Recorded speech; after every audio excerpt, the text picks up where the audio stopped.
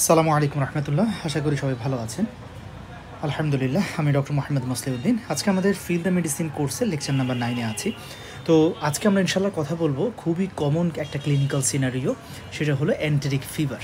ওকে, আল্লাহুম্মা রব্বি জিদনি ইলমা রব্বি শরহ লি সাদরি ওয়াইসির লি আমরি ওয়াহলুল উকদাতাম মিন লিসানি ইয়াফকাহু কওলি নাসরুম মিনাল্লাহি ওয়া ফাতহুন করিব আস্তাগফিরুল্লাহাল্লাযী লা ইলাহা ইল্লা হুয়াল হাইয়ুল কাইয়্যুম ওয়া আতুবু ইলাইহি লা হাওলা ওয়া লা কুওয়াতা ইল্লা বিল্লাহিল আলিয়্যিল আযীম। তাহলে চলুন আমরা শুরু করি। প্রথমে ডেভিডসনের এই পেজটার দিকে যদি আপনারা একটু লক্ষ্য করেন যে এই যে এন্টেরিক ফিভার, হ্যাঁ, এই এন্টেরিক ফিভার এটা হলো ডিজিজটার নাম, আর এটার পজিটিভ মাইক্রো অর্গানিজম হলো কি স্যালমোনেলা টাইফি এবং স্যালমোনেলা প্যারাটাইফি। ঠিক আছে, তাহলে যদি স্যালমোনেলা টাইফি দিয়ে এন্টেরিক ফিভার হয় সেটাকে আমরা বলি টাইফয়েড ফিভার, আর যদি স্যালমোনেলা প্যারাটাইফি দিয়ে এন্টেরিক ফিভার হয় সেটাকে আমরা বলি প্যারাটাইফয়েড ফিভার। ক্লিয়ার? আচ্ছা, এই হলো মেইন কথাটা। এখন আসেন আমরা একটু নোটস থেকে আপনাদেরকে প্রথমে ইন্ট্রোডাক্টরি কিছু কথাবার্তা একটু বলে আসতে চাই। এখানে কথাগুলো খুব হাইলাইট করে সুন্দর করে দেওয়া আছে। তাহলে দেখেন, এই যে আমি বললাম স্যালমোনেলা টাইফি, হ্যাঁ, তারপরে স্যালমোনেলা প্যারাটাইফি, এই ব্যাকটেরিয়াটা হলো একটা গ্রাম নেগেটিভ রডস। তাহলে যখনই আমি গ্রাম নেগেটিভ বলে ফেললাম, তার মানে আপনি বুঝে গেছেন যে এই ব্যাকটেরিয়া যত ঘটনা, যত ইভেন্ট সে করবে, তার ম্যাক্সিমামই হবে কি দিয়ে? Endotoxin mediated. এবং আপনারা জানেন এন্ডোটক্সিন দিয়েই কি হয়?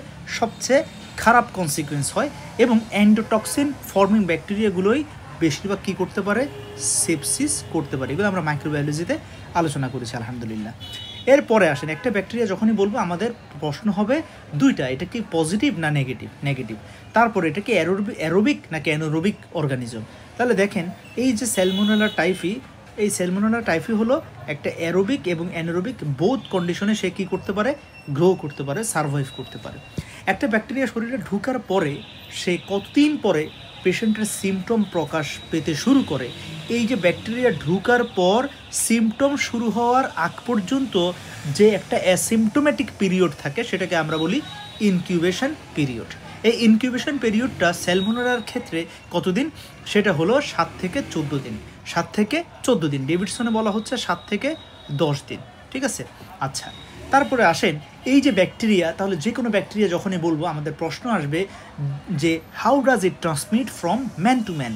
এটা একটা মানুষ থেকে আরেকটা মানুষে কিভাবে সেটা ট্রান্সমিট হয়। তাহলে এই স্যালমোনেলা টাইফি এটা ট্রান্সমিশন হয় ফিকো ওরাল রুটে। কি রুটে?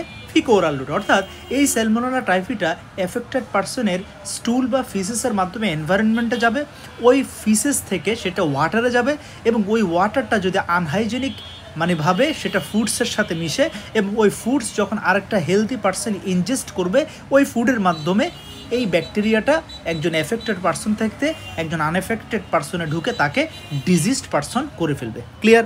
তাহলে দেখেন, আমরা এখানে 4টা কথা বলেছি।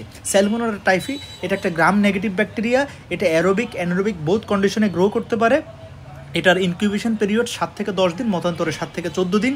এটার transmission root ফিকো oral root. Clear? তাহলে এই ডিজিজটার ট্রান্সমিশন যদি বন্ধ করতে যাই, আমাদেরকে প্রপার একটা স্যানিটেশন মেনটেন করতে হবে, প্রপার ফুড হাইজিন মেনটেন করতে হবে, এবং যেই রিজনে এই স্যালমোনেলা টাইফিটা বেশি হচ্ছে অর্থাৎ এন্ডেমিক জোন, ওই জায়গাগুলোতে গেলে আমাদেরকে ভ্যাকসিনেটেড হতে হবে। ক্লিয়ার? কারণ যেই জায়গায় স্যালমোনেলা টাইফির আধিপত্য সেখানে আপনি যাবেন, এটা খুব কমন যে সেখানের পানিতে স্যালমোনেলা টাইফি মিশে আছে, সেখানের যে ওয়াশরুম সেখানে স্যালমোনেলা টাইফির ছড়াছড়ি, ফলে ওই এন্ডেমিক জোনগুলোতে যদি ট্রাভেলার হিসেবে আপনি যান, আপনাকে তার পূর্বে অবশ্যই টাইফয়েডের ভ্যাকসিন নিয়ে নিতে হবে। ক্লিয়ার? এই কয়েকটা 5টা কথা আপনারা একটু মনে রাখেন। আচ্ছা, গেল। এখন আসেন টাইপস।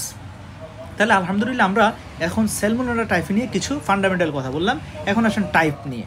তাহলে এই যে স্যালমোনেলা টাইফি, এই ব্যাকটেরিয়াটা দিয়ে যে এন্টেরিক ফিভার সেটাকে বলে টাইফয়েড, আগেই বললাম। আর প্যারাটাইফি দিয়ে যেই এন্টেরিক ফিভার হয় সেটাকে বলে প্যারাটাইফয়েড ফিভার।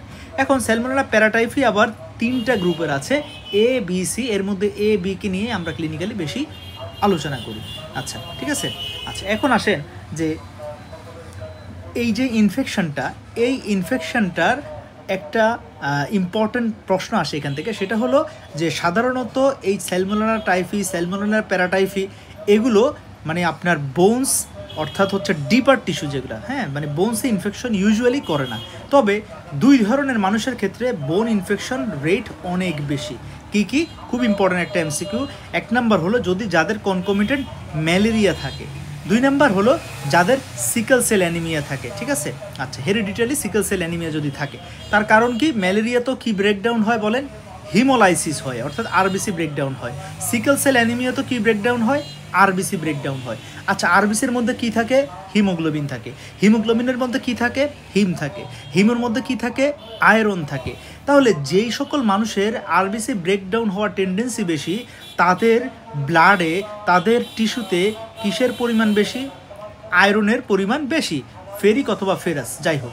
এখন এই যে স্যালমোনেলা টাইফি, স্যালমোনেলা প্যারাটাইফি, আবার হচ্ছে নন টাইফি স্যালমোনেলা, হ্যাঁ, এটা নিয়ে বেশি মাথা ঘামানোর দরকার নাই। জাস্ট জেনে রাখেন যে স্যালমোনেলা টাইফি এবং স্যালমোনেলা প্যারাটাইফি ব্যতীত আদার্স আরও কিছু স্পেসিস আছে যারা স্যালমোনেলা জেনেসিসের, হ্যাঁ, মানে স্যালমোনেলা জেনাসের আন্ডারে আরও কিছু স্পেসিস আছে যেগুলো টাইফি কিংবা প্যারাটাইফি নয়, বাট স্যালমোনেলা, ঠিক আছে? তো এইরকম এই ব্যাকটেরিয়াগুলো দিয়ে যে বোন ইনফেকশন অর্থাৎ অস্টিওমাইলাইটিস হওয়া অথবা সেপসিস হয়ে যাওয়ার টেন্ডেন্সি কাদের বেশি?